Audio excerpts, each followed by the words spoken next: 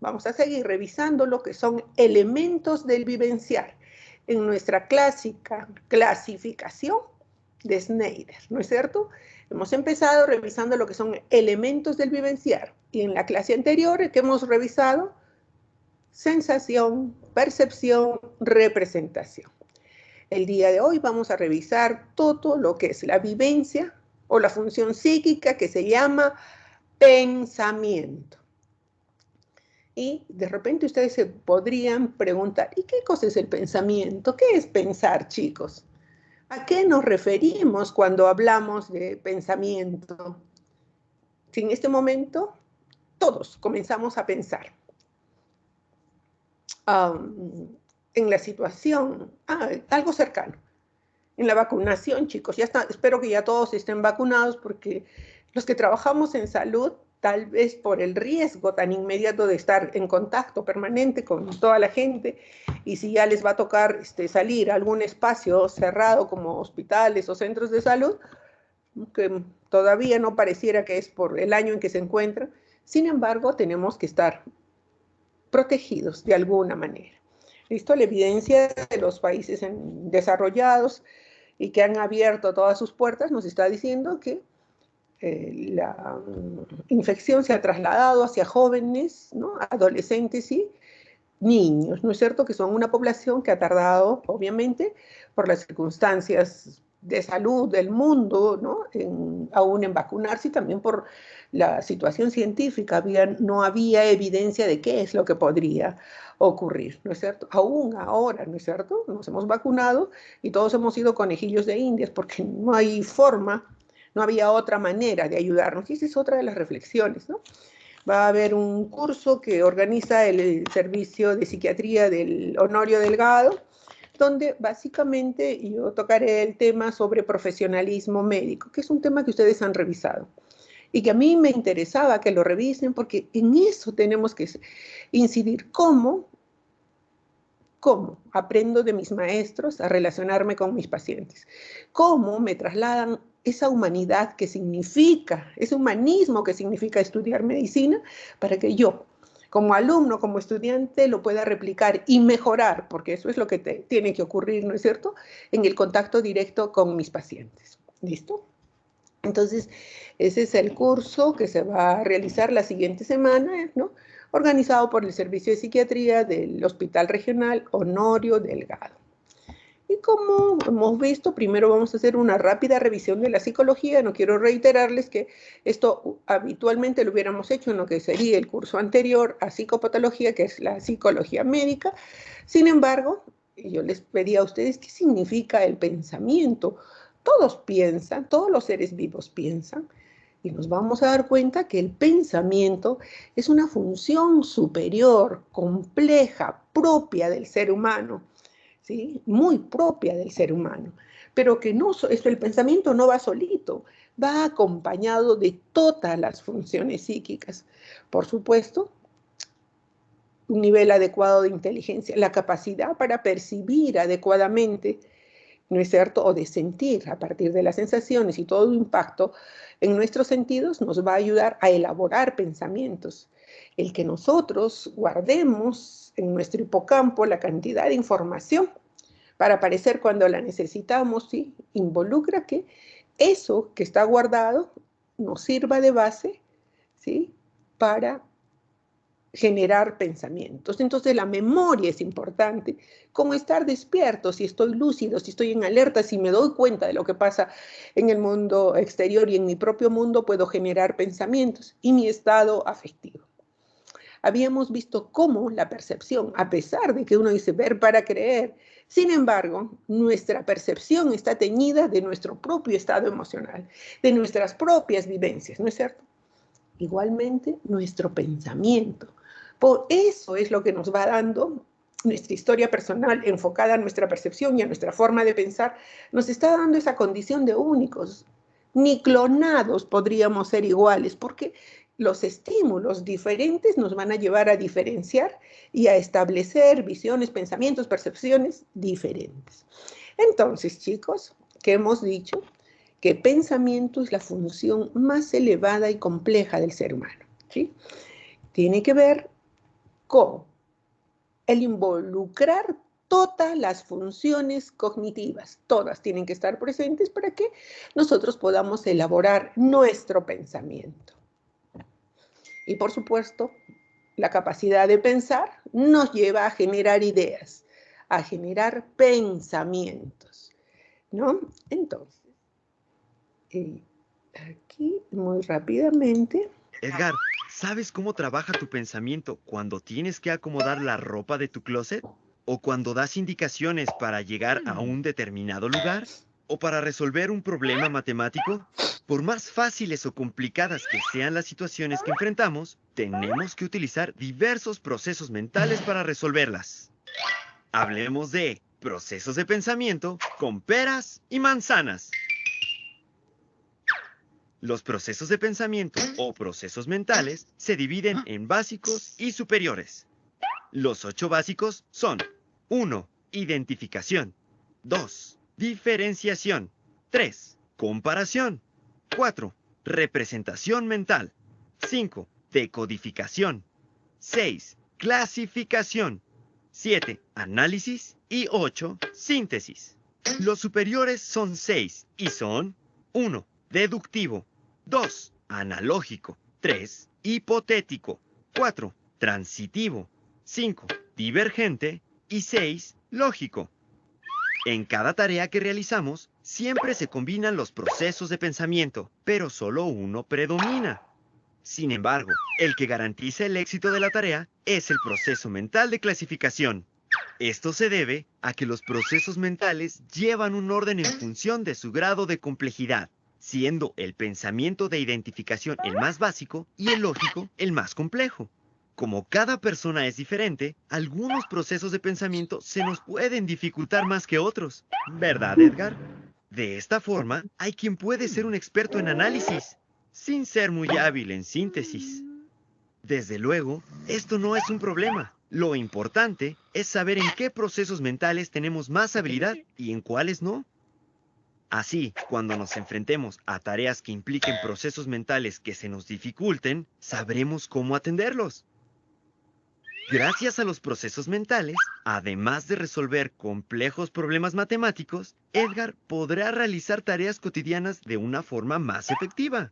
Sí, como acomodar la ropa de su closet, aunque esta no sea tan fácil de clasificar.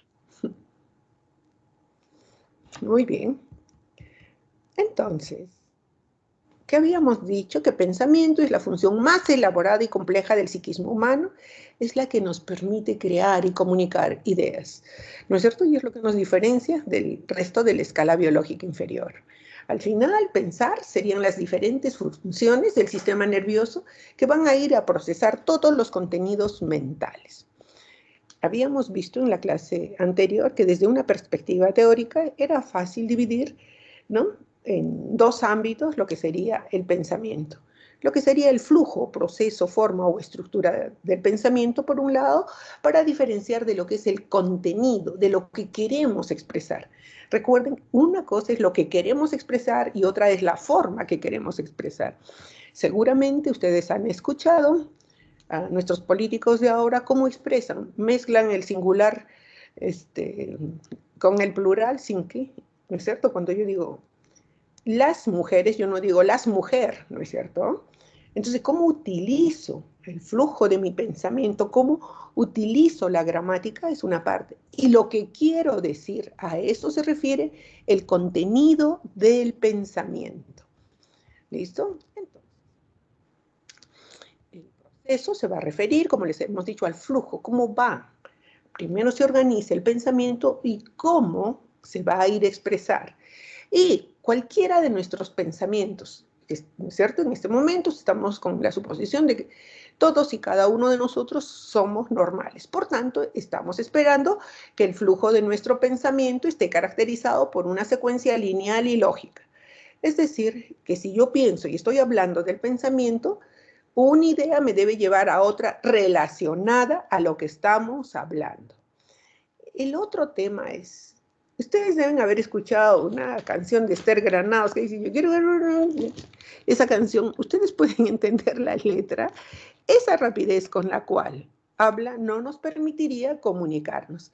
Por eso es que este flujo del pensamiento tiene que llevar una velocidad cómoda, ¿no? Concordante con el medio ambiente, de tal manera que nos podamos entender, porque si bien el pensamiento se expresa en el lenguaje, es una forma de comunicar. Y si yo comunico y los demás no me entienden, no estoy haciendo uso adecuado de este instrumento importante que sería el lenguaje, ¿no es cierto? Que me va a permitir comunicar mis ideas. Y bueno, en aras también de que tengamos una revisión didáctica, vamos a ubicar a nuestro pensamiento y a todos los pensamientos dentro de algunos componentes que, si los disgregamos en diferentes partes, nos va a permitir una apreciación, ¿sí? Como más sencilla de cómo es el pensamiento normal y cómo se expresa ese mismo pensamiento normal en diferentes ítems cuando se produce una psicopatología en esos aspectos.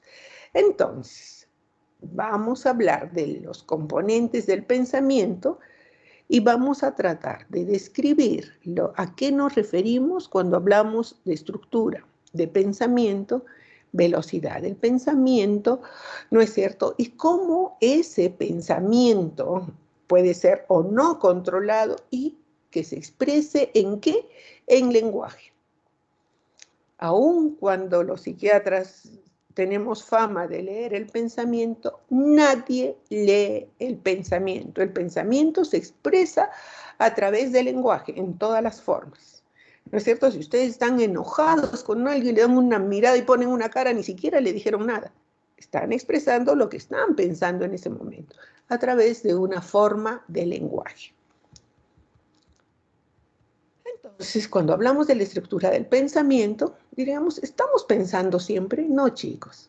El pensamiento surge cuando tenemos necesidad de resolver una situación, un hecho para el cual todavía la solución no está realizada, no está lograda, ¿no? Allí es cuando surge el pensamiento. ¿No es cierto? No estamos todo el día pensando en cosas. Así es como surge el pensamiento. A partir de eso, uno hace una suerte de investigación del problema, analiza qué cosa de qué se trata, cómo puede hacerse, luego se van seleccionando alternativas posibles, se escoge el método apropiado y luego encontramos la solución real a la situación planteada y la expresamos como queremos o consideramos. Luego de este análisis muy rápido que hemos hecho, porque no nos tardamos, a no ser que tengamos, ¿no es cierto?, que hacer algo sumamente especial. ¿Listo? Entonces, miren un poco cómo asociamos un pensamiento y otro, ¿no es cierto? Solamente pensamos una cosa, cualquiera de los pensamientos que ustedes tengan en este momento va relacionado a otro tipo de cosas o a las circunstancias en las cuales se encuentren. Entonces pensamos una idea y viene asociada a otra para el logro de un objetivo, que es comunicar lo que deseamos comunicar. ¿Sí? En este momento, si yo estoy centrada en que ustedes me entiendan, ¿qué significa el pensamiento? En este momento, el pensamiento normal, cómo se logra una idea, otra y otra asociada al tema, ¿no es cierto?, del cual estamos tratando, porque mi objetivo es que ustedes conozcan, ¿sí?, todo lo concerniente a lo que es el pensamiento como función psicológica y a lo que va a ser el pensamiento como trastorno psicopatológico. ¿Listo? Ese va a ser mi objetivo. Y así es como Jasper lo describe. Este ejemplo es mucho más fácil. Estamos sentados en una habitación y entonces estamos pensando, tengo que hablar con los alumnos, pero tengo frío. Y esta silla, ¿no?, es incómoda y además tengo que corregir todos los trabajos que aún me faltan. Entonces, ¿cuál es el pensamiento que puede estar predominante? ¿No es cierto? Mi consultorio es frío, yo tengo frío, a lo mejor me va a dar una gripe. Más en este momento, ¿no?, en que todo el mundo anda medio psicoseado con el hecho de que pudiera tener una gripe o cualquier tipo de resfrío. Entonces, Y esa idea de quizás estoy incubando una gripe me lleva, mejor cierro la puerta y que no me entre el frío, me pongo otro abrigo. Pero de repente escucho un goteo, un paso, ¿sí? Puedo oír una gota en el techo. Entonces, entre todos estos pensamientos que se van asociando, entonces si yo escucho, comienzo a decidir qué cosa es más importante. Si escucho que hay una lluvia y que está goteando, ¿no?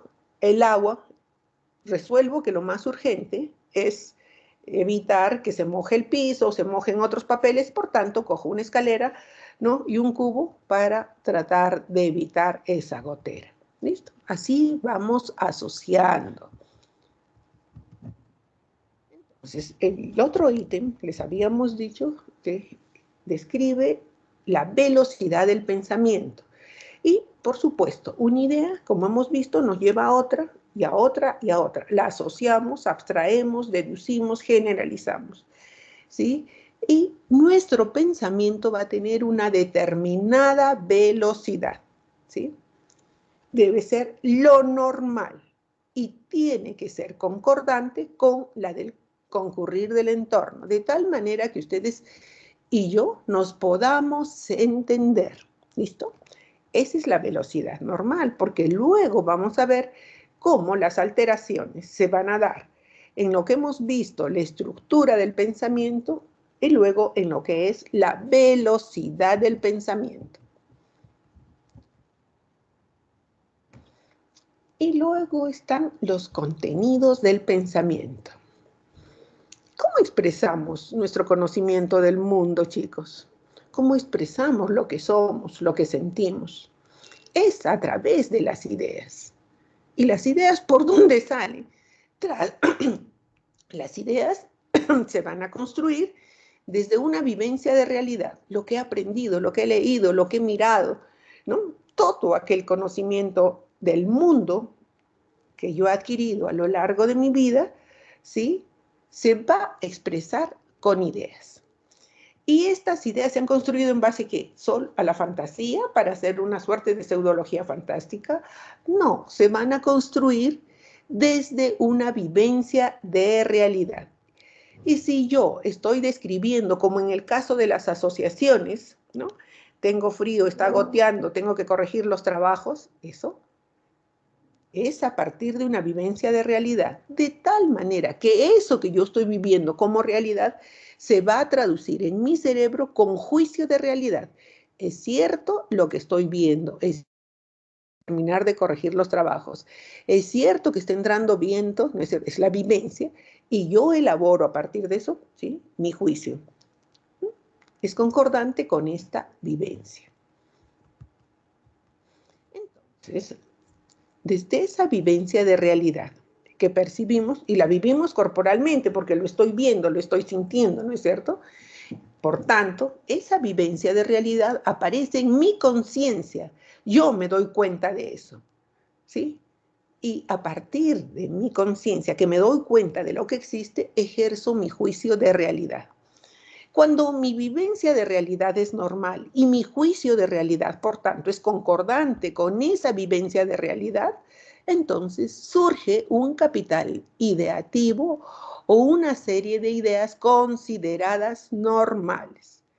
Pero cuando hay una alteración en mi juicio de realidad, ¿no? Entonces yo puedo ver en este momento algo cercano que ustedes tienen. Aquí tengo mi teléfono, ¿no?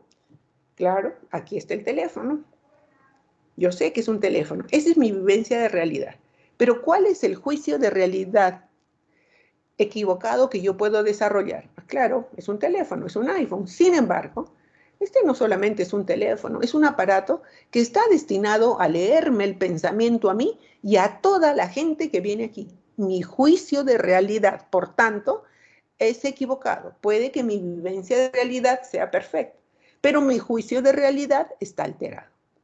O igualmente les puede ocurrir a ustedes. Tienen allí una lamparita para alumbrar su computadora o tienen una luz y dicen, bueno, claro, sí, es una luz, vivencia de realidad.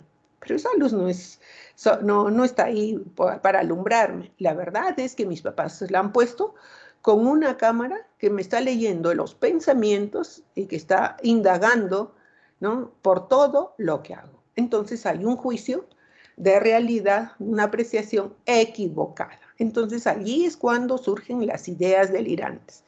En resumen, si la vivencia de realidad es correcta, nuestro juicio de realidad es correcto y por tanto nuestras ideas serían normales, ¿sí? Eso es lo que tenemos que quedar y dejar en claro. Y luego está el otro componente del pensamiento, que es el control del pensamiento. Entonces, nosotros tenemos el control de nuestro pensamiento. Nosotros podemos pensar lo que queremos pensar. Si yo quiero darme por sufrida y todo el día pienso, ¿y por qué me dejaron? ¿Y por qué me abandonaron? ¿Y por qué me engañaron? Y todo el día lo pienso, yo estoy buscando eso. Pero si yo entiendo que yo tengo el control del pensamiento, ¿sí?, yo puedo decir, no quiero pensar, rompo el pensamiento, me paro y pienso en otra cosa, realizo otra acción que me quite esa idea. Muchas de las personas rumiamos ideas y las traemos a nuestra mente una y otra vez, ¿no es cierto?, a una costa de dañarnos o humillarnos por algo que de repente nos resulte vergonzoso, ¿sí? Entonces vamos a encontrar que hay una pérdida del control del pensamiento cuando hay obsesiones, por ejemplo, porque son ideas que se imponen a nosotros, ¿sí?, y nosotros no nos podemos resistir a eso. Sin embargo, lo normal es que nosotros controlemos nuestro pensamiento, que controlemos lo que queremos, lo que debemos pensar. ¿Listo? Entonces, el control del pensamiento nos lleva a tener la capacidad de librarnos de las ideas que se consideran absurdas. Y luego está el pensamiento y el lenguaje. Y el lenguaje no es como repetir, como el oro. No, es una función muy importante que reúne además inteligencia, ¿no es cierto? Y el lenguaje tiene como función principal que expresar nuestras ideas. Pero no solamente es una máquina, ¿no?, un aparato de resonancia, sino que el lenguaje tiene una acción organizadora y moduladora de nuestro propio pensamiento. No es un mero instrumento de expresión. Pensamos, ¿sí?, a partir del lenguaje se organiza, se modula nuestro propio pensamiento y se expresa. El otro tema importante que tenemos que saber es que exploramos lo que piensan los demás a través de qué, de lo que hablan, de lo que expresan, a través de quién, del lenguaje. Entonces, toda vivencia nuestra, estoy triste, estoy feliz, ¿no?, soy exitoso, toda vivencia se expresa en el lenguaje. El lenguaje, por tanto, es un acto de voluntad y de inteligencia. El lenguaje interno se refiere a nuestras propias ideas, delimitadas entre sí, lo que pensamos, todo dentro de nosotros. En cambio, el lenguaje externo son las ideas que se concretan directamente en un signo auditivo, visual, táctil. Estoy expresando, eso es el lenguaje externo. Pero yo tengo un lenguaje interno, yo voy elaborando mis propias ideas dentro de mí. Entonces, las características del lenguaje, fíjense, la descripción del discurso o lenguaje, cuando yo hablo, se superpone a la descripción de la estructura del pensamiento. ¿Qué quiere decir? Que si se alteró la estructura de mi pensamiento, seguramente voy a hablar mal y voy a poner pronombres en lugares donde no corresponde, le voy a poner un género diferente al que le corresponde ¿no es cierto?, al sujeto que estoy mencionando, o le voy a poner plural o singular a donde no corresponde, ¿sí? Entonces, la descripción del discurso se superpone a la descripción de mi propia estructura del pensamiento. Ayer yo me miraba a una chiquita, tiene una discapacidad intelectual, y entonces trataba de que me respondiera algunas cosas, sí lo hace, ¿no? Entonces, le digo, tiene juicio para decir algunas cosas que son importantes. Y yo le decía a la familia, ¿y por qué no le pedimos que, ¿no?, si escribe, más o menos, que comience a contar primero un diario vivencial y luego, ¿no? A lo mejor un cuento chiquito. Y me dice su hermano, ah, sí, doctora, lo que pasa es que ella escribe como pronuncia y ella tiene un problema con la expresión de su lenguaje y escribe tal como lo pronuncia. Entonces, miren cómo la estructura de nuestro pensamiento se expresa en nuestro lenguaje, verbal o escrito. Entonces, recuerden que solo podemos enterarnos de los pensamientos a través de lo que nuestros pacientes nos dicen. Y en ningún caso hay nadie que les pueda leer el pensamiento. Y las cualidades del lenguaje, que ya las hemos descrito antes, son la velocidad, ¿no es cierto? El desarrollo de una conversación puede ser lenta o rápida, el volumen, podemos hablar bajito o utilizar un tema alto y hasta gritar. Y la latencia de respuesta se refiere al tiempo en que un paciente se demora en respondernos. ¿Cómo se llama? Chile, José, después de mucho tiempo.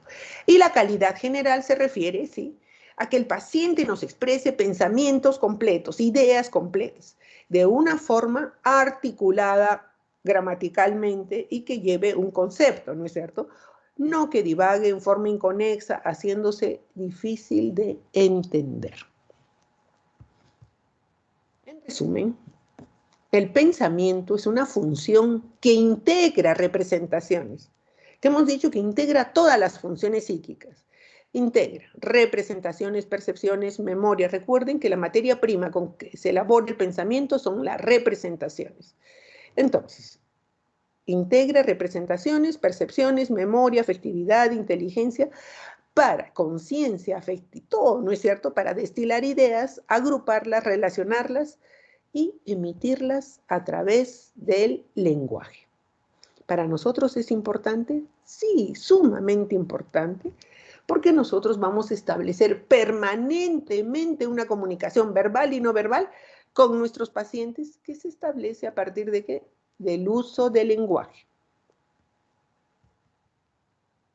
Y ahora sí, para que revisemos la psicopatología. Esta es una lámina que la hemos sacado de Vallejo, ¿sí? Y es casi un resumen de lo que se revisa en la psicopatología, muy breve, sobre todo porque resalta los ítems más importantes que tenemos que considerar.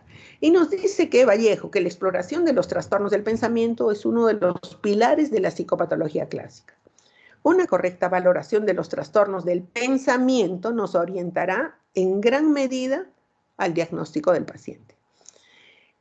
Jasper, ya sabemos que es un clásico de la psiquiatría, nos describe el delirio o idea delirante como una creencia falsa, fija, persistente, irreductible a la argumentación lógica, no influenciable por la experiencia, que se establece por vía patológica y no se explica por los valores sociales, culturales o de pertenencia a un grupo social, o sea, que no se explica por un aspecto cultural, ¿no es cierto?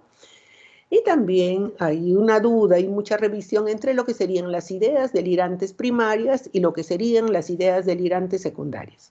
Nosotros vamos a revisar lo que son ideas delirantes primarias como alteración típica del pensamiento, ¿no?, directamente por pensamiento, y existiendo las que son ideas delirantes secundarias, que las vamos a llamar ideas deliroides e ideas deliriosas, ¿sí?, dependiendo de si está influenciadas por una alteración afectiva o si están influenciadas por una alteración de la conciencia.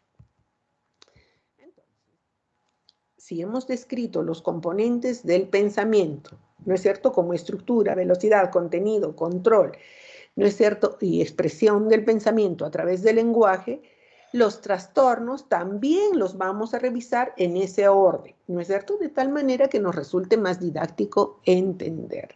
Entonces, cuando hablamos de la estructura del pensamiento, hemos dicho, ¿no es cierto?, surge el pensamiento cuando tenemos algo que responder o resolver. Se va estructurando en un orden gramatical que sea entendible. Pero ¿qué pasa cuando eso se altera? ¿No? ¿Qué pasa cuando hay trastornos en la estructura del pensamiento? ¿Cómo debo comunicarme yo? ¿No? Entonces, directamente a ustedes, ¿qué pasaría ¿sí?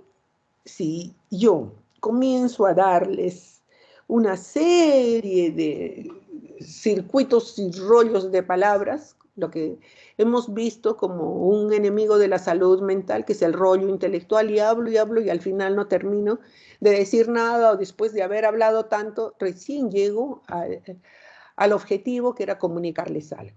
Cuando yo, y es lo que ustedes le llaman el floreo, ¿sí? Una típica alteración de la estructura del pensamiento corresponde a lo que es el pensamiento circunstancial. Y el pensamiento circunstancial, ¿sí?, es cuando uno empieza una idea y habla y se distrae con un montón de otras ideas, y después de haber hablado tanto rato, vuelve nuevamente a expresar lo que quería. Pensamiento circunstancial. En el ejemplo, cómo empieza la paciente, bla, bla, bla, después de muchos detalles, recién llega a la idea. De esta manera, como Jasper lo describe, ¿no es cierto?, en un fracaso en la diferenciación entre el mensaje inicial o la figura central de lo que yo quiero decir y cómo se va como por todas las ramas, ¿sí?, que complican innecesariamente la expresión, ¿sí?, y al final, sí, el paciente logra comunicarse. Circunstancialidad, alteración de la estructura del pensamiento. Y luego está esta otra alteración de la estructura del pensamiento que se llama pensamiento tangencial. Si en lo circunstancial yo le daba n número de vueltas, pero al final terminaba dando mi mensaje, en el pensamiento tangencial no. Empiezo con la idea y le doy tantas vueltas por tantas ramas y al final no termino de expresar o comunicar lo que tenía que comunicar. A eso le llamamos pensamiento tangencial. Entonces, aquí, ¿cómo evaluamos el pensamiento tangencial? Entrevistador. O cómo ponemos un ejemplo de pensamiento tangencial. ¿Lo han hospitalizado alguna vez? Y el paciente: ingresé a un hospital en el 92 y luego en el 93. Soy un divagador y a donde la gente me diga que vaya para allá, yo iré. Anoche entré al cuarto, al final del pasillo, aquí y allá volaban algunas moscas. Le dije a la enfermera, pero no veía eso como su trabajo. Así que las aplasté. ¿Tiene usted algún control en las circunstancias higiénicas de este lugar? ¿El paciente ha respondido lo que le hemos pedido? No, en este momento, ¿no? Listo. Entonces, y luego está el pensamiento escamoteador, en el cual el paciente trata de evadir el contenido real que nosotros, el objetivo real que tiene que ver con la pregunta que le hemos hecho nosotros. En este caso vemos a una mujer que tiene una hemiparesia conversiva, que habíamos hablado de los trastornos funcionales de las sensaciones. Simplemente no miro, no camino sin que haya una razón orgánica que justifique el daño, ¿no es cierto? Es solo funcional. Es mi emoción violenta la que me hace: no puedo caminar, no puedo mirar, no puedo escuchar. ¿Se acuerdan que les dije? Tras una emoción violenta uno pierde la vista, pierde la capacidad de caminar, pierde la audición, pero luego tras otra emoción violenta aparece todo, normalmente. Entonces, allí estaría, por ejemplo, estaría el ejemplo del pensamiento escamoteador. Entonces, una mujer que tiene una hemiparesia, pero es conversiva, es funcional, ¿no? El médico le pregunta, ya obvia, todo, habla de todas las otras cosas, de otras cosas que le duelen, pero no se dirige a la razón, ¿no es cierto?, por la cual ha venido, porque si uno se queda inválido, se queda ciego, ¿cuál sería la razón inmediata con la cual se comunicaría con el médico lo que le está haciendo daño, ¿no es cierto? Entonces, a eso le llamamos pensamiento escamoteador. Y luego está la pararespuesta o respuesta de al lado. No respondo directamente. ¿Cómo te llamas? ¿Qué edad tienes? ¿No es cierto? O en este caso, ¿cuántos hijos tiene? Y la mujer, ¿qué nos dice? Debiera decir: tengo 3. ¿Pero qué responde? Cumplí con el reglamento de ser madre 3 veces. ¿No era más fácil decir: tengo 3 hijos? ¿Mm? Entonces, y luego está el pensamiento concreto. Recuerden que cuando somos niños tenemos más bien un pensamiento completo y que junto con nuestro desarrollo físico en la adolescencia ¿sí? Desde la pubertad hasta la adolescencia, comenzamos a complejizar diferentes funciones de nuestro cerebro, no solo crece nuestro cuerpo. Y dentro de esas funciones que se complejizan está la capacidad de abstraer. Por eso es que en la adolescencia recién nos preguntamos quién soy, a dónde voy, qué quiero lograr. Lo que no ocurre siendo niños, ¿no es cierto? Que nos relacionamos a temas sumamente concretos a lo cotidiano. Entonces, el pensamiento concreto, si se sigue manteniendo, ¿no es cierto?, en edades que no corresponden, se convertiría en un trastorno, ¿no es cierto?, de la estructura del pensamiento. Por ejemplo, en este caso, a un alcohólico ya deteriorado le preguntan en qué se parece un avión a una bicicleta. ¿Qué tendría que ser la respuesta? En que son medios de transporte o de locomoción, ¿no es cierto? Y en cambio, ¿qué responde el paciente? En que los dos tienen volante y los dos la tienen que manejar alguien que sepa. Pensamiento concreto. Y esa es la forma que cuando hacemos examen mental, hacemos las preguntas a nuestros pacientes. Y eso tiene que ver con que nos conozcamos una serie de refranes para que ellos puedan interpretarlos. Recuerden que el refrán encierra siempre un mensaje, ¿no?, que a partir de un hecho concreto se puede generalizar hacia otras situaciones. Por ejemplo, cuando alguien viene a la consulta muy triste porque le engañaron o algo y me dice, pero yo quiero terminar, quiero hacer esto. Entonces, yo le digo, bueno, quiero que me interprete y usted mismo lo ponga en práctica el refrán siguiente. Quien está hambriento hace malas compras. Se queda pensando la paciente. Tiene razón, doctor. No debo tomar decisiones en una situación en que mi emocionalidad me gana. ¿No es cierto? No mi razón. ¿Listo? Entonces, el pensamiento concreto propio de los niños con incapacidad para abstraer o generalizar o deducir. Una paciente con esquizofrenia dice que entró a la habitación para ser entrevistada y de inmediato se quitó los zapatos diciendo, siempre me gusta tener los pies en la tierra cuando hablo. O bien, al preguntarle por su estado de ánimo, responde, siempre tengo el ánimo por las nubes. Y como no quería salir volando, me he atado estas pesas a mis tobillos. Pensamiento concreto. Y luego está el concretismo reificante, en el que pareciera que hay un exceso de abstracción. Y por ejemplo, en el caso le preguntan si está su hija presente y la mujer les dice que sí, los hace ingresar y les muestra una fotografía. Un exceso de abstracción. Está luego el pensamiento perseverativo. Vamos a encontrar que los pacientes con un daño orgánico cerebral perseveran en acciones y en pensamiento. Por eso es que cuando vemos un paciente demenciado, ¿no es cierto?, que ahora se llama trastorno neurocognitivo mayor, nos va a repetir una y otra vez lo mismo. Persevera en el pensamiento, ¿no? A eso nos referimos con pensamiento perseverativo. Y luego está la pobreza del pensamiento o pensamiento restringido, muy típico de personas con discapacidades intelectuales. En este caso, el ejemplo es de una niña con síndrome de Down que todo su tema gira alrededor de un paseo que tuvo en la playa, ¿no es cierto? Y con aire pueril lo comenta una y otra vez. Los otros cambian de tema, pero ella vuelve al tema, ¿no? Ni terminan de comentar algo y ella vuelve a contar el tema de su paseo por la playa. Pobreza, es todo el contenido de lo que habla. ¿Tenía algún trabajo antes de venir al hospital?, le preguntan al paciente. No. ¿Qué tipo de trabajo ha tenido en el pasado? Algunos trabajos como portero pintando. ¿Qué tipo de trabajo hace? No sé, no hago nada. Eso es tonto. ¿Y qué tanto avanzó en la escuela? Sigo en la secundaria. ¿Y cuántos años tiene? 18. Pobreza del pensamiento. Incapacidad para abstraer, para dirigirse, para expresar cosas diferentes, sino todo lo puntual, monosilábico. Ya se van a acordar quién tiene pobreza del pensamiento cuando habla. Y luego está el pensamiento pueril, ¿sí?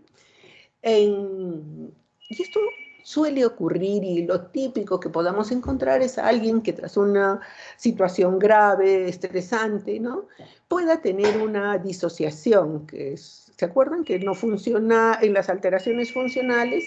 Habíamos hablado de disociaciones y conversiones. En este caso, por ejemplo, es una mujer adulta que ha sufrido un ataque sexual violento y como consecuencia comienza a actuar, y durante la entrevista, como una niña de 4 años, hablando solamente de las muñecas del colegio, de sus amigos, pero en un tono pueril, como si realmente fuera niña. ¿Listo? Pues está la condensación. En este caso, en esa estructura del pensamiento, no como vamos elaborando un flujo de pensamientos, uno reúne varias palabras y saca una parte de cada palabra y genera una palabra nueva. En este caso vemos a un paciente con un esquizofrénico con una carrera universitaria, ¿sí?, que nunca ha tenido una relación sexual, y al preguntarle por qué no, él dice, ¿por qué? Yo no puedo osquear. Entonces, ¿qué significa osquear? Se le solicitó escribir esa palabra desconocida y al explorar los significados que contenía, nos dijo, es que da asco besar a una niña porque parece que tiene hocico. Y pareció condensar en una sola palabra, que es osquear, todo este pensamiento. Y están los neologismos, que son palabras nuevas creadas por los pacientes por una necesidad psicológica propia. Con las palabras habituales no puedo expresar lo que siento. Es tan extraño lo que me está pasando dentro que no lo puedo expresar con el lenguaje habitual. Y por tal motivo genero una palabra nueva. Y van a ser palabras que ni siquiera las podemos entender qué significan, como osquear. Osquear termina siendo un neologismo, pero es también un trastorno tipo condensación, porque la explicación es que ha juntado varias palabras, ¿no es cierto?, para ponerlas en una sola.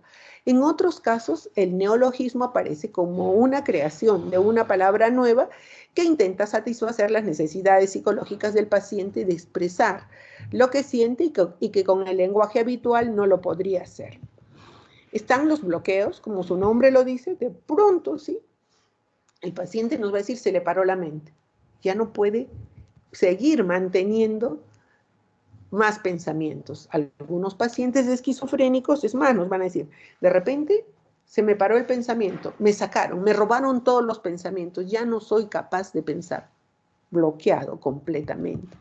Y es así, como va, de acuerdo a Jasper, mire la cadena de asociaciones del pensamiento, está hablando y de pronto un bloqueo.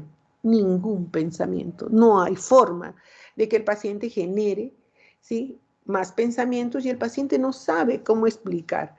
Esto simplemente le ocurre. Se bloqueó su pensamiento y, como hemos escuchado, el paciente a veces dice, me robaron todos mis pensamientos, me sacaron todos los pensamientos, ya no soy capaz de pensar. Y luego está la mente en blanco, ¿sí? De pronto, dice el paciente, ¿sí?, se me quedó la mente parada en blanco. En ese momento no tenía pensamientos, ¿no? No sabía qué decir, qué más expresar. ¿Les ha ocurrido a veces que de repente están hablando y se quedan en blanco y qué estaba diciendo, qué ocurrió? Pero el pensamiento vuelve, ¿no es cierto? En un minuto pasó. Y luego está el pensamiento en tropel. Mire, normalmente el pensamiento, como hemos visto, tiene un orden, una estructura determinada, ¿sí?, y sale. Cuando hablamos de pensamiento en tropel, tal vez el ejemplo lo explique mejor, ¿no? El paciente dice, antes yo tenía todos mis pensamientos ordenaditos, como que estuvieran, ¿no es cierto?, en una estantería. Sin embargo, ahora los pensamientos se cruzan, ¡bum!, viene uno, viene otro. Suele ocurrir, ¿sí?, que hay tal cantidad de pensamientos que unos se cruzan con otros. Y es lo que a mucha gente... que mucha gente lo expresa como se le cruzaron los chicotes, viene uno y otro pensamiento y no puede expresarse adecuadamente. Pensamiento en tropel. Luego el pensamiento ambivalente, ¿no es cierto? Es un pensamiento que expresa dos ideas contrarias al mismo tiempo. Sí, muero de frío, pero estoy quemando de calor. Sí, estoy solo, ¿no? Pero ahora salgo con mis amigos. ¿sí? Quiero irme de la casa, pero quiero quedarme siempre. Cosas de ese tipo, ¿no? Dos cosas que expresan extremos opuestos de la misma situación. Está luego el pensamiento disgregado o incoherente. El pensamiento incoherente es el pensamiento, ¿no?, que no logra expresar nada. Hay una combinación de una idea, de otras palabras que no se puede entender. Y es cuando los familiares dicen, doctora, no sé qué le ha pasado. Habla tonterías, no lo puedo entender, no sé qué quiere decirnos, no sé, nos habla y todo lo que dice no tiene un sentido lógico. Pensamiento disgregado o incoherente. Algunos hacían una diferenciación entre lo que es la disgregación y la incoherencia. Se hablaba de disgregación cuando se referían a pacientes con trastornos tipo esquizofrenia y hablaban de incoherencias cuando eran pacientes con daño orgánico cerebral. En la práctica y para la expresión vamos a encontrar que es la expresión, ¿sí?, de determinadas palabras que no guardan relación entre sí y que por tanto no pueden hacernos entender una idea, ¿sí? Eso es lo que es un pensamiento disgregado, ¿sí?, o incoherente. Entonces, aquí tenemos cómo podemos tener un ejemplo de pensamiento incoherente. ¿Cómo terminaste en el hospital, el médico? Miren la respuesta, era una sección 8 días, no estoy diciendo que había un utilitario, simplemente no tenía paciencia con un sistema de toque de queda. ¿Han podido entender algo? ¿Y por qué fuiste a la casa de rehabilitación? Soy inútil como un idiota erudito, había una circulación de su publicidad, ¿le gustaría? ¿Y qué tipo de trabajo hacías? Paciente. Trabajaba en la electricidad de las computadoras, era un bachillerato no muy extenso. Soy un bachillerato. ¿Se dan cuenta, chicos, que podrían entender algo de lo que están diciendo el paciente? ¿Corresponde a las respuestas que el médico espera de acuerdo a las preguntas que le hizo? No. Y luego están los trastornos en la velocidad, ¿no es cierto? Y la velocidad, ¿no es cierto?, se va a expresar en unidades de tiempo y podemos hablar de lentitud. Brady significa lento, ¿no es cierto?, disminución, menos de lo normal. Y podemos hablar de bradisiquia, pensamiento lento, o taquisiquia, pensamiento acelerado. Dentro de la bradisiquia estaría lo que es la musicación y la inhibición del pensamiento. Y en la taquisiquia, la fuga de ideas. Vienen tantas ideas entonces, que pareciera incoherente, pero la verdad es que, como aparece una idea a otra, nos damos cuenta que las ideas y las palabras se relacionan entre sí, lo que no ocurre en el pensamiento incoherente. Entonces, trastornos de la velocidad del pensamiento está la taquisiquia. La taquisiquia va a ocurrir en pacientes con trastornos afectivos, ¿sí?, tipo manía. En la fase de aceleración del pensamiento va a ocurrir la taquisiquia y el pensamiento se acelera tanto que habla, se expresa en el lenguaje también como taquilalia, ¿no es cierto? Pero es porque el pensamiento es acelerado, ¿sí?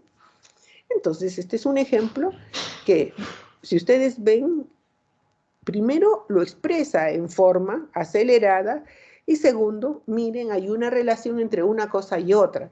La paciente maníaca refiere en tono alegre y con una mirada pícara. Yo vengo, doctor de Talca, vivo en el campo, crío animalitos, tengo una casa grande como la del señor Donoso. Él le dijo a mi hijo que me trajera para Santiago, que hace tiempo que no venía y no quiero quedarme mucho tiempo. Yo en la casa tengo mucho que hacer, o quien le va a dar la comida a los perros cuando vuelva otra vez a Santiago. Me voy a traer un perrito al doctor que me operó de vesícula, le regalé uno. Entonces, ustedes ven, hay una relación, pero la forma que expresa y aceleradamente una idea tras otra. El incremento de la velocidad del pensamiento. ¿Por qué ha venido al hospital? Mientras camina de un lado a otro en el consultorio. Recuerdo poder encargarme de mis asuntos. Sentía que estaba de aquí a allá y en todos lados. Sé que no estaba enfermo, porque un humano enfermo es incapaz de recordar todo lo que hay que recordar. ¿Cómo? ¡Pim! Chasquea los dedos y no podía. Y yo podía. ¿Y sabe por qué? Pregúntele al maestro. El maestro está en todos los lados. El maestro lo sabe todo. El maestro es Dios. Y es por ello que sigo aquí. Ha habido un incremento de la velocidad del pensamiento, un incremento en la velocidad de asociación del pensamiento. Y luego está la fuga de ideas. En este caso, la velocidad es tan grande, ¿sí?, que no se puede. En el otro caso todavía podemos entender algunas cosas. Aquí una idea viene tras otra, se junta, y no, si nosotros analizamos lentamente, vamos a encontrar que una idea tiene relación con la otra. Sin embargo, solo hay una parte de esa idea la que es expresada. Por eso es que se habla de fuga de ideas. Tal velocidad tienen las ideas que no terminan de expresar lo que en realidad se quiere decir o comunicar. ¿Listo? Y este es el modelo de asociación de la fuga de ideas. Existe una conexión lógica entre cada pareja de ideas secuenciales expresadas. Sin embargo, la idea directriz del pensamiento, ¿sí?, no es mantenida por mucho tiempo. Se pierde, se va.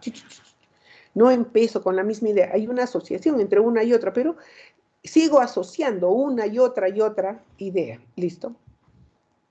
Y solo menciono una parte. Y luego está lo contrario, lo que sería la lentitud, la bradisiquia. El mismo paciente en fase depresiva, ¿sí?, podría decir, ¿no?, me cuesta tanto pensar, ¿sí? Y no, usted me pregunta algo y yo me demoro mucho en responder, pero yo no soy así. Yo siempre las pesco al vuelo, nos va a decir, pero ahora no, es como si mi pensamiento se hubiera enlentecido y la paciente se da cuenta, ¿sí? Y entonces vemos que si bien el pensamiento está dirigido hacia un objetivo, avanza tan lento y se acompaña de tantas preocupaciones patológicas y por pensamientos pesimistas que la persona tarda en lograr el objetivo de comunicar. ¿Cómo se llama? Se queda pensando un montón de tiempo y por tanto la lentitud de estas asociaciones va a determinar que no termine, sino muy lentamente, de lograr el objetivo de comunicar. Y luego, algo más grave, la inhibición del pensamiento. Y de pronto le preguntamos, ¿no?, al paciente, ¿y cómo está? 2 minutos, 3. Tras una larga pausa, no me interesa nada. ¿Y cómo duerme? Sí, otros 3 minutos, 2. Me cuesta. A veces duermo un rato, ¿no? Muy lento. Inhibición del pensamiento. Y para que ya pasemos a otro tipo de alteración dentro de los componentes, ¿sí?, del trastornos del pensamiento, y vamos a revisar lo que son alteraciones en el contenido, en el contenido de las ideas que expresamos, ¿no? Entonces, este tipo de alteración se refiere, ¿sí?, al contenido o fondo de las ideas que el paciente presenta. Sí, existe un grupo heterogéneo, ¿no es cierto? Y vamos a clasificarlas en este momento de acuerdo a la convicción con que son sostenidas. Entonces, un juicio normal y lo que sería ya una idea delirante, en que hay una convicción absoluta y que parte de un juicio de realidad equivocado. Porque vamos a hablar de lo que son las ideas delirantes o delirios, en los cuales el grado de convicción es absoluto. Soy la Virgen María, estoy totalmente convencida. ¿Listo? Delirio primario o delusión. ¿Listo? Es así como se llama. Y existen lo que son las ideas sobrevaloradas. En este caso, sí, gracias. En este caso, las ideas sobrevaloradas nos van a decir que hay un grado de convicción no tan intenso, sin embargo, es el estado afectivo lo que altera el juicio. Y es cuando, por ejemplo, una mamá muy amorosa dice, ¿no? Obviamente, con una alteración de su propia afectividad, nos va a decir, mi hijo es un sabio, es el más inteligente de toda la promoción de medicina. Idea sobrevalorada a partir de su estado afectivo, de su propio cariño que le hace creer cosas que no en la realidad no son. Diferente a la idea delirante que es, o delusión, que es una creencia errónea con una creencia falsa, pero la convicción es absoluta. Entonces, ¿cuáles son las características de las ideas delirantes según Jasper? Son apodícticas, o sea, de certeza subjetiva absoluta, con una convicción total e irreductible. Por tanto, la convicción es delirante. Son incorregibles porque no son influenciables por la experiencia. No tiene que ver con la capacidad intelectual del paciente. No son influenciables por las conclusiones irrefutables. Y son absurdas. ¿Por qué? Porque su contenido es imposible.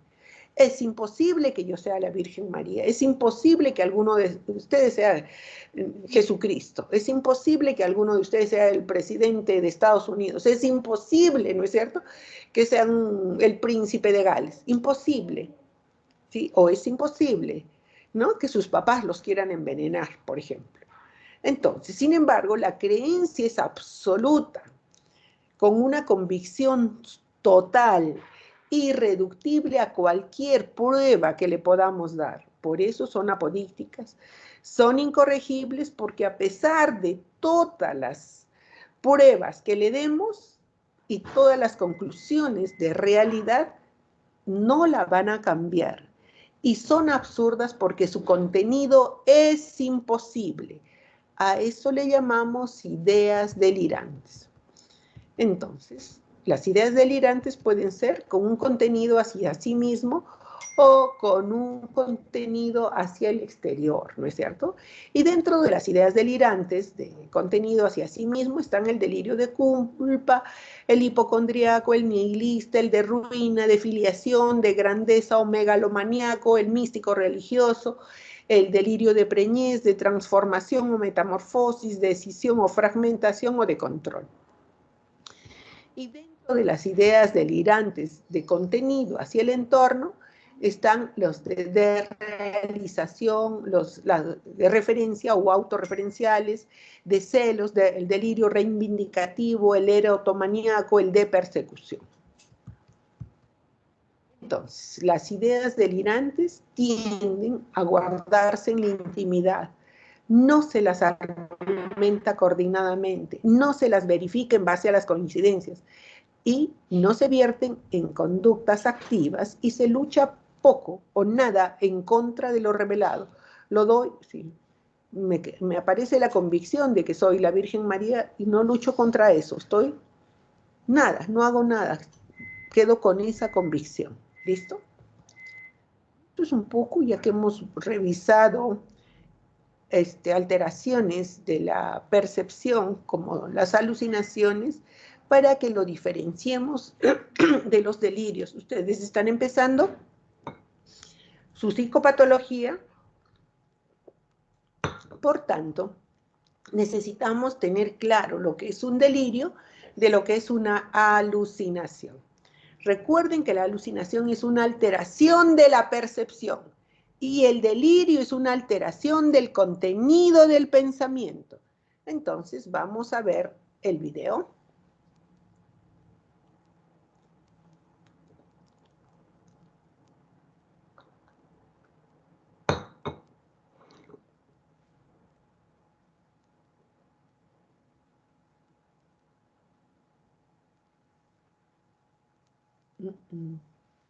Hola, buenos días. Soy Víctor Navarro, soy médico psiquiatra del Hospital Clínico de Barcelona. El objetivo de este vídeo es explicar qué es un delirio y qué es una alucinación. Me parece que la mejor forma de explicar esto es empezar por un ejemplo. Voy a empezar con un ejemplo de lo que es un delirio. Si yo voy por la calle y de repente se me acerca, bueno, se va a cruzar conmigo, una persona que va con un jersey rojo, y resulta que mi cabeza va y dice, ostras, color rojo es el color del demonio, este señor se ha puesto un jersey rojo para avisarme de que yo soy malo y que alguien me está persiguiendo o alguien me va a hacer daño. Esto es una idea delirante. ¿Por qué es una idea delirante? Porque reúne una serie de características que es lo que definen a una idea delirante. Lo primero de todo es que no hay un razonamiento, es una interpretación, una impresión que yo tengo. Y, segundo aspecto clave, la doy por buena, no permito ninguna duda, es así porque mi cabeza, me ha dicho que es así, es una intuición que va a misa. No sirve que nadie me haga ningún razonamiento, digamos, lógico o objetivo. No sirve. De todas, mi cabeza ha decidido que esto es así. Otro aspecto que define a esta intuición, a esta idea como delirante, es que además de que no se puede rebatir mediante argumentos lógicos, es que no encaja para nada con lo que es mi cultura, el funcionamiento, las interpretaciones o las ideas que mi sociedad tendrían frente a este hecho. Es decir, de repente me convierto en un individuo que interpreto diferente al resto de la población que me rodea y que no encaja, por tanto, para nada con mi cultura o mis creencias previas.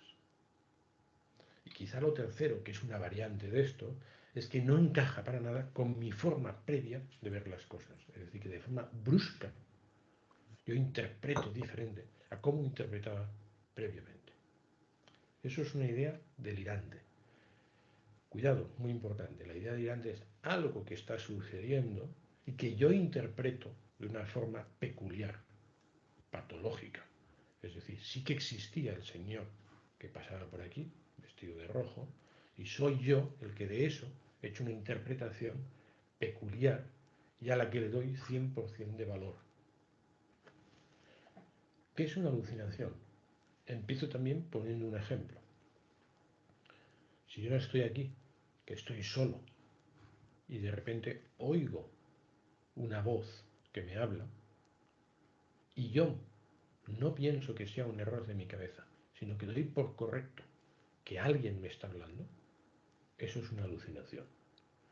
Es decir, la alucinación es un fallo en un órgano de los sentidos, en concreto puede ser la audición, y llamamos alucinación auditiva. A veces no es oír algo, es notar algo en la piel, es una alucinación táctil. A veces puede ser una alucinación en cuanto a oler algo que no existe, una alucinación olfatoria. También puede ser visual, también puede ser del gusto. Es decir, es una sensación sensorial, sensación, ¿eh?, de cualquiera de los sentidos, vista, olfato, gusto, tacto, oído, y a la que doy un 100% de validez. No me planteo para nada que sea un error de mi cabeza. Doy por bueno que aunque los demás no notan esa sensación, a pesar de que no hay ningún objeto o persona que esté provocando que note yo aquí algo o que yo oiga aquí algo, doy por bueno que eso está sucediendo. Eso es una alucinación. Por tanto, el delirio es interpretación de algo, digamos, es un error en el proceso de la información, en el procesamiento de la información, y en cambio una alucinación es un error, digamos, en un órgano o un sistema de los sentidos. En ambos casos, lo que es clave es que, aunque no encaja con tu cultura, con tus pensamientos previos, ahora lo das por bueno, no aceptas para nada una crítica, aunque esté basado en un razonamiento lógico. ¿Los delirios y las alucinaciones se dan una enfermedad concreta en psiquiatría? No. Los delirios y alucinaciones no definen de por sí una enfermedad, sino que se pueden producir en un montón de enfermedades diferentes.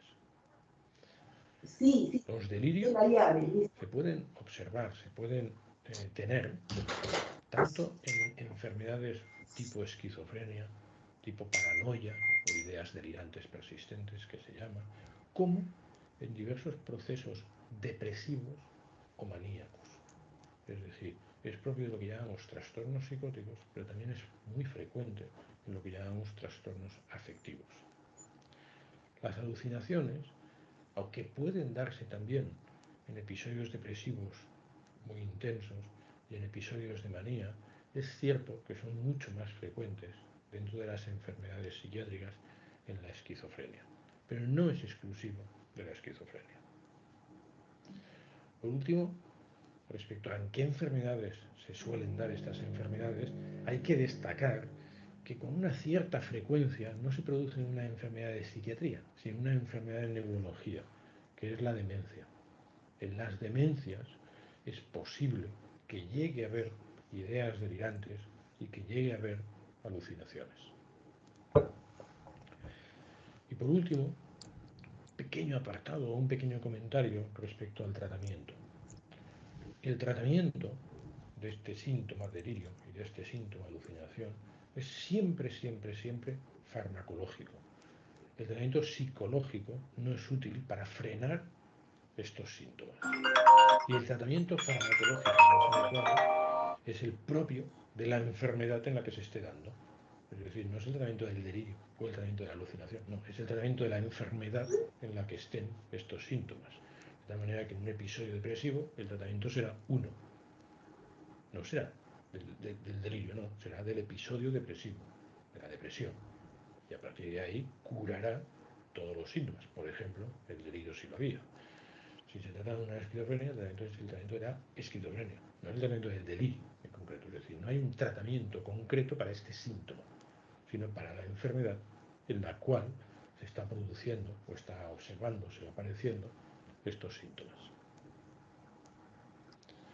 Para quien quiera tener algo más de información sobre este tema concreto o sobre otros temas de psiquiatría, se puede consultar la página web www.informacionpsiquiatría.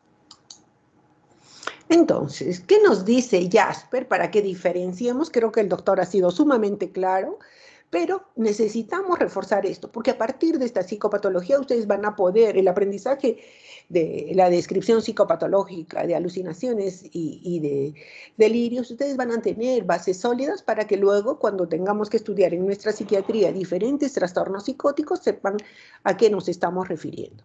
¿Qué es un delirio? Creencia falsa o equivocada, fija y persistente, incorregible e irreductible a la argumentación lógica. Aparece sin ningún estímulo externo apropiado, o sea, que justifique realmente lo que pase. No es influenciable por la experiencia, una convicción absoluta, se establece por vía patológica y no se explica por los valores sociales, culturales o religiosos o de pertenencia a algún grupo. Es incomprensible psicológicamente y no deriva de otros síntomas o sucesos de la vida cotidiana. Y luego están otro tipo de características que tenemos que averiguar en los delirios, el grado de implicación en la vida del paciente, la rareza del delirio, la convicción, la creencia absoluta, el nivel de desorganización, ¿no? y la falta de consistencia, la presión o grado de preocupación que genera en el paciente al hablar de este delirio. Entonces, yo creo que vamos a seguir avanzando. Y están lo que serían las ideas delirantes primarias. Y las ideas delirantes, les habíamos dicho, cuando se altera fundamentalmente el pensamiento, aparecen lo que son las ideas delirantes primarias. Y pueden aparecer como percepciones delirantes. A partir de una percepción se genera el delirio. O como ocurrencias delirantes. A partir de una representación se genera el delirio. Y son percepciones delirantes, ¿sí? Por ejemplo, un paciente escucha en la tele, la niña que habla en la tele dijo, en un momento bicho, quiso decir que yo era una mugre. Hay una, ¿qué? Interpretación delirante de lo que escucha, ¿sí? Y con respecto a la ocurrencia delirante, es una alteración de mi representación. Un paciente paranoico dice de sus vecinos, ella es la reina de los judíos y su esposo dice que es el rey de los judíos, comen carne humana. Ambas son ideas delirantes, solo que una la clasificamos como percepción y la otra como ocurrencia. Una alteración en la percepción y otra en la representación. Y luego están las ideas deliroides. En este caso, lo que ocurre es que la alteración, ¿no es cierto?, va a ocurrir en relación a la afectividad.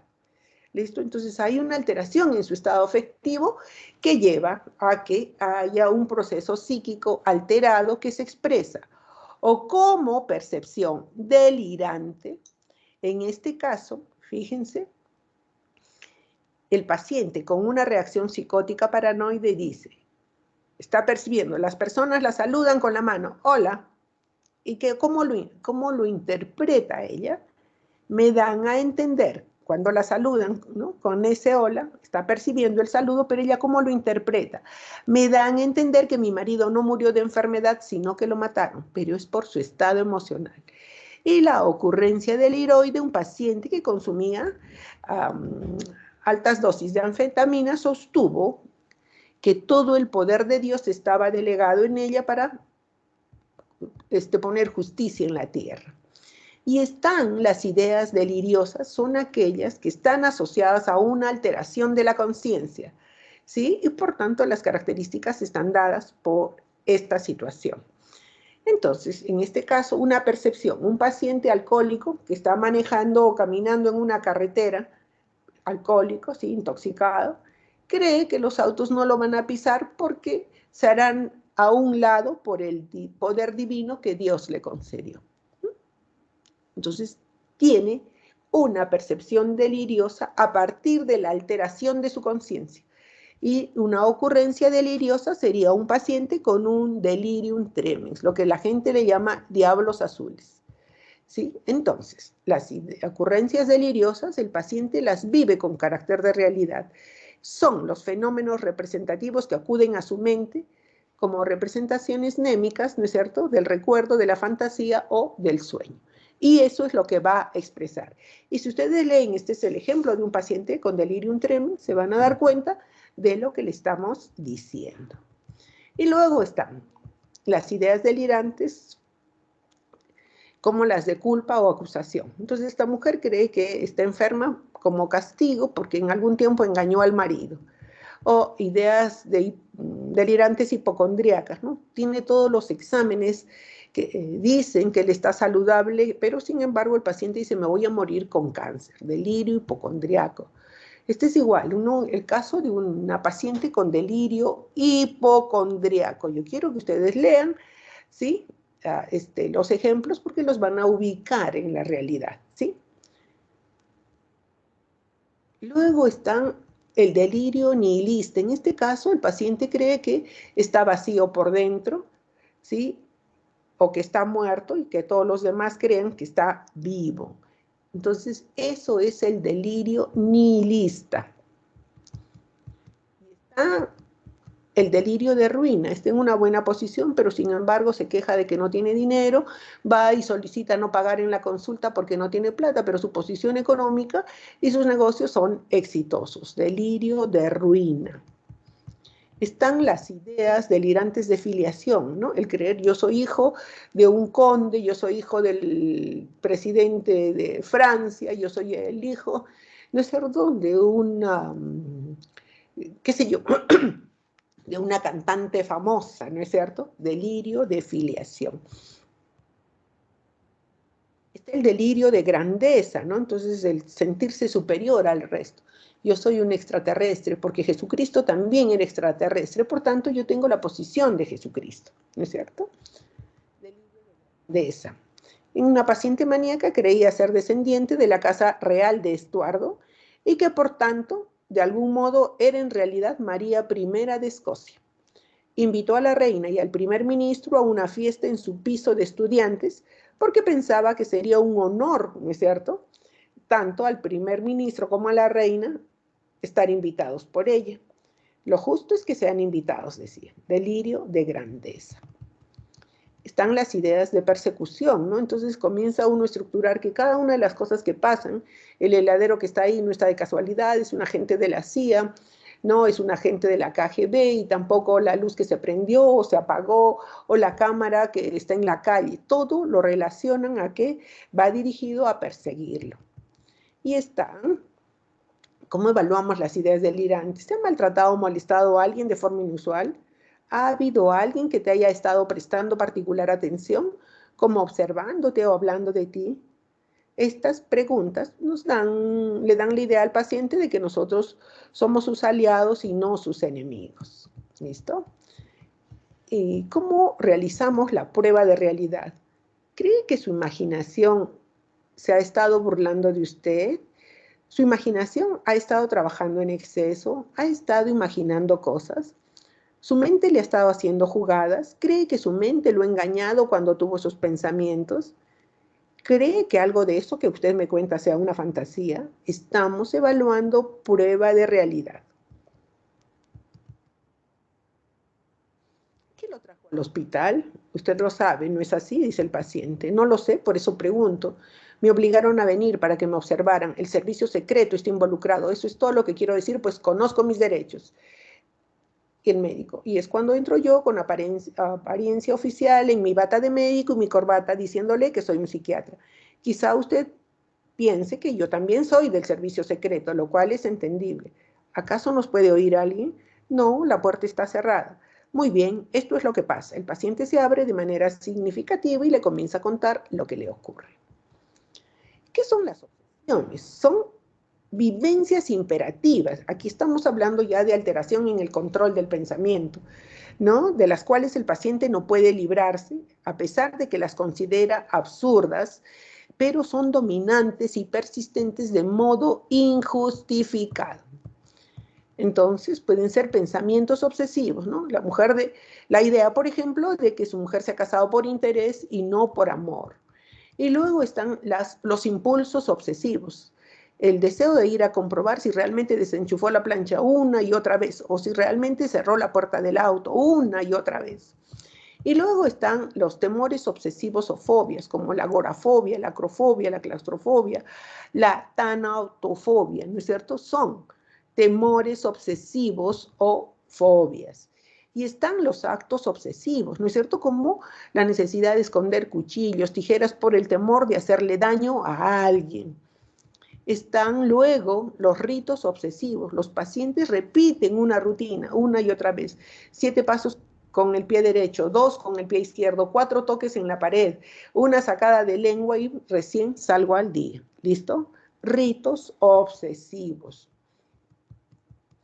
Están las ideas fijas, ¿no? Y una idea que cada vez que se encuentra con alguien repite lo mismo. En este caso, ¿no es cierto?, no dejes sola a tu mujer porque ya sabes que cuando viajó te engañó con tal persona. Y cada vez que lo encuentra le dice lo mismo. Y luego están los trastornos del lenguaje, entre los cuales podemos describir ausencia de lenguaje o mutismo, trastornos en el ritmo, las estereotipas verbales, en la significación del lenguaje, en la articulación del lenguaje y alteraciones de origen neurológico. Ausencia de lenguaje o mutismo, ya sabemos, no hablar nada, que puede ser por actitud negativista, por un estrés intenso, en el contexto de un cuadro histriónico, en la simulación, en niños con mutismo selectivo, responden a unos, no a otros, porque el paciente no quiere comunicarse o porque el paciente es sordo, y en muchos niños con autismo hay ausencia de lenguaje. ¿Listo? El mutismo, una joven que fue hospitalizada en la unidad psiquiátrica, permaneció callada por varios días hasta que empezó a responder a los medicamentos antipsicóticos. Luego contó que Dios le había dicho que se quedase callada, que era la única manera de impedir la colisión entre la materia y la antimateria y la consiguiente destrucción del mundo. Están los trastornos del ritmo del lenguaje. Aquí el que se hable tan rápidamente, el aumento en la latencia entre la respuesta, y luego está una alteración muy común, la tartamudez o espasmofemia. ¿Listo? Eso es, y la prosodia, que es la falta de entonación con un discurso monótono. Están luego las alteraciones iterativas del lenguaje. Está la palilalia, en que hay una repetición involuntaria de una palabra varias veces seguidas. La logoclonía, que es la repetición espasmódica de una sílaba, la, una sílaba, o la ecolalia, la repetición irrelevante y persistente de las últimas palabras que le ha dicho el entrevistador o que ha escuchado. Están también la verbigeración, que es la repetición incesante, sin sentido de palabras o frases, que son siempre las mismas. Y la coprolalia, el empleo de manera estereotipada de palabras obscenas, vulgares, sucias. Muy común en el síndrome de Guillain de la Tourette. Ya les había comentado que un influencer, por eso es que ustedes tienen que tener esa capacidad de juicio crítico, que tiene un síndrome de Guillain de la Tourette que se expresa con este tipo de lenguaje vulgar, obsceno, sucio, lo repite constantemente, igual si hay mucha gente que está repitiendo lo mismo. Están luego los trastornos en la significación del lenguaje, que si ustedes pueden ver, corresponden también a las alteraciones del pensamiento, ¿no es cierto? Pero en este caso es porque el pensamiento se expresa con el lenguaje. Y dentro de la psicopatología del lenguaje están los que alteran la articulación del lenguaje. Está la disartria, ¿no? Disartria, que es un trastorno en el movimiento muscular, en el tono muscular, y por tanto las palabras están intactas, pero ¿cómo se pronuncia? ¿No? Esa dificultad se llama disartria. Las disfonías, que son típicas de cuando nos da una laringitis, ¿no es cierto? Hablamos con un tono de voz que no es el nuestro. Y la dislalia, que es la emisión defectuosa de los sonidos. Y existen alteraciones de origen neurológico en el lenguaje, que ustedes las han estudiado en su neuroanatomía. Están las afasias motora y de Wernicke, o la afasia mixta. Y eso es lo que podemos ver, ¿no? ¿Qué áreas se alteran cuando hablamos del área motora del lenguaje o de Broca, o el área sensorial del lenguaje o área de Wernicke, ¿no es cierto? Y dentro de los trastornos del lenguaje escrito está la dislexia. La dislexia es la dificultad en el aprendizaje de la lectura. La lectura es vacilante con inversión de sílabas o palabras. Las disgrafías, la dificultad en el aprendizaje de la escritura, y que está asociado a un retraso en la madurez psicomotriz. Las agrafías, la pérdida de la facultad previamente poseída de realizar la escritura. Las alexias, la pérdida de la facultad previamente poseída de realizar lectura. Y la discalculia, la dificultad en el manejo adecuado de los números y del valor simbólico que tienen.